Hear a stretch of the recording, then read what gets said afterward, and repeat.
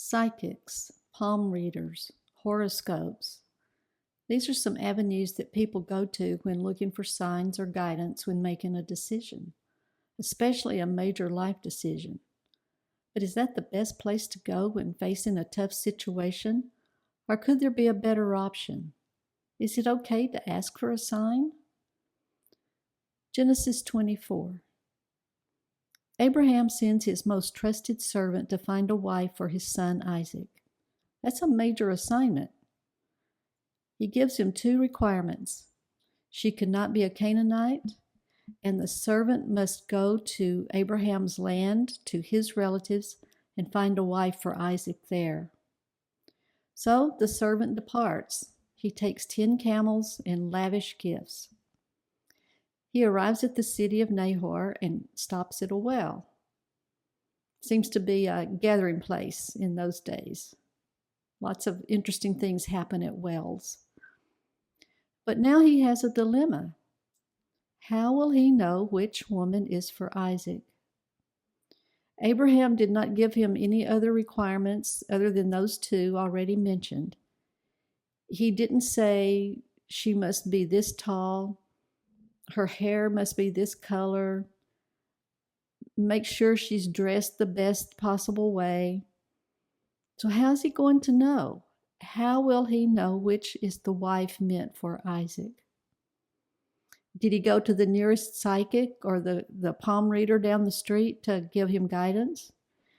Did he grab the local newspaper and read his horoscope for that day, looking for answers? No. What did he do? Well, he asked for a sign. He didn't want to rely on his own judgment or his own emotions. Both of those things can be misleading. So he went to the only one who could give him the right answer and guide him to Isaac's future wife. He took his problem to Hashem. He asked for a sign, and this was the requirements he put on the sign. He said to Hashem, "Let it be that the girl I asked for water will reply, 'Drink, and I will also water your camels.' Let her be the wife you have chosen for Isaac." He wasn't looking for the prettiest girl who came to the well or the one who was dressed the best, because he knew that the most important thing that Abraham would want for his son, the quality above all other qualities that meant so much to Abraham, was that Isaac's wife would be kind. I learned from my Hebrew teacher, Moshe, this past week that in those days, offering someone water was considered a major act of kindness. And we can kind of understand that. They are out in the desert for a lot of the time. Just would be, and it was not an easy thing to have water.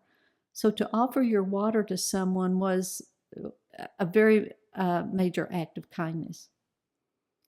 So even before the servant has finished making his request of Hashem, Rivka shows up at the well. And the servant goes to her and says, May I have a drink? And her reply was, yes. And she gave him the pitcher of water. And she said, "And I will also water your camels." This was the sign that he had asked for. This is the woman who is to be Isaac's wife. She showed the quality of kindness that the servant was looking for. She didn't have to water the camels. She really didn't even have to give him water. But without hesitating, she did both. So what do we take away from this portion of the Torah? Well, one thing that I thought we might consider from this is when we're trying to determine the character of someone, maybe we stop and ask this question: would this person give water to a thirsty camel?